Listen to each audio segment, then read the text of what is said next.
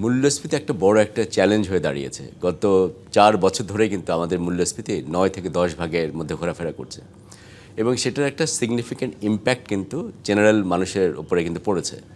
এবং আপনি যদি হিসাব করে দেখেন যে হারে মজুরি বাড়ে আর যে হারে মূল্যস্ফীতি বেড়েছে, এই দুটোকে যদি আমরা ডিফারেন্সের চিন্তা করি তাহলে অনেক এস্টিমেট আছে যে অনেক মানুষ কিন্তু দারিদ্র্যসীমার নিচে চলে গিয়েছে, না? এগুলো আমরা জানি। আমার কাছে যেটা মনে হয়, খুব সম্ভবত অর্থমন্ত্রী বলবেন বাজেটে যে তার টার্গেট হচ্ছে ৭ বা ৭.৫ ভাগ মূল্যস্ফীতি মানে কমিয়ে নিয়ে আসা, মানে ৯.৫-১০ থেকে উনি ৭.৫% করতে চান। আমি বলবো হয়তো এই সরকার খুবই একটা ডিফেন্সিভ একটা পদক্ষেপ নিয়েছেন।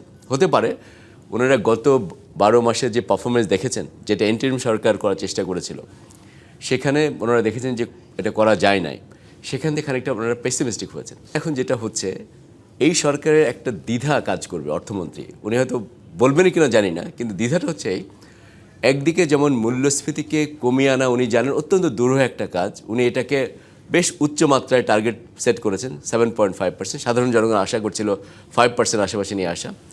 এখন তার সামনে আরেকটা চ্যালেঞ্জ হচ্ছে, এই সময় এসে তিনি গত বছরের থেকে এবার যথেষ্ট পরিমাণে বড় বাজেট বাস্তবায়ন করতে যাচ্ছেন।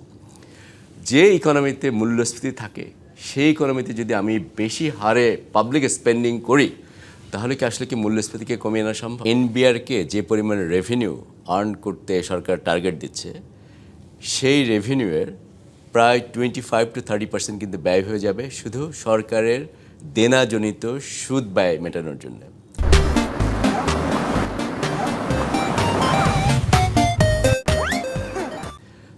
তারপরে আপনি উন্নয়ন বাজেট করতে যাচ্ছেন আবার বড় করে।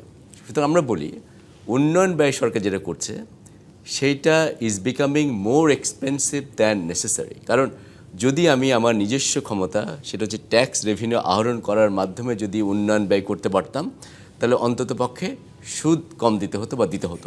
যদি আপনি কম্পেয়ার করেন, তুলনা করে দেখেন, তাহলে দেখবেন যে ডোমেস্টিক সেক্টর বা আভ্যন্তরীণ সোর্সেস থেকে সরকার যে লোন নিচ্ছে সেটার সুদের হার কিন্তু অনেক বেশি।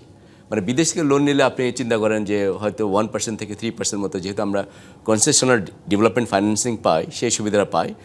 ডোমেস্টিক মার্কেট থেকে বড় করলে যেহেতু এখানে ইন্টারেস্ট রেট হাই, সুদের হার কিন্তু অত্যধিক সরকারের জন্য। কিন্তু মনে রাখতে হবে যে ফরেন বরোয়িং করলে সেটার আবার দু রকমের প্রেশার তৈরি করে। নাম্বার ওয়ান, যে এটা আমাকে যখন শোধ দিতে হয় সরকারকে, তখন এটা ফরেন কারেন্সি শোধ দিতে হয়। আপনার যদি রিজার্ভের যদি চ্যালেঞ্জ থাকে, সেটা করা সম্ভব নয়। এটা হচ্ছে এক নম্বর ইস্যু। দ্বিতীয় যে প্রবলেমটা হচ্ছে, ফরেন বরোয়িং করতে হলে ডোনারদেরও কিন্তু অনেক কন্ডিশনালিটিস ফুলফিল করতে হয়।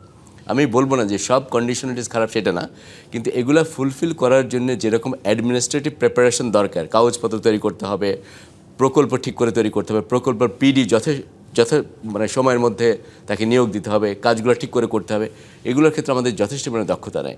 এইগুলো আমরা ফুলফিল করতে পারি না বলেই কিন্তু আমরা আরও হয়তো বেশি নিতে পারতাম লোন, সেটা পাচ্ছি না।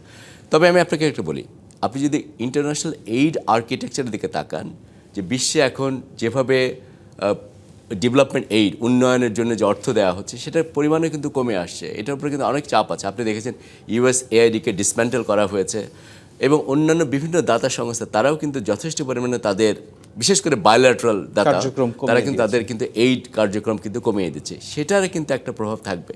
কিন্তু মুদ্রা কথা হচ্ছে, এই মুহূর্তে আমাদের যে সুদ সরকার দিচ্ছে সেটা ডোমেস্টিক বরোয়িংয়ের ক্ষেত্রে কিন্তু অনেক বেশি থাকে।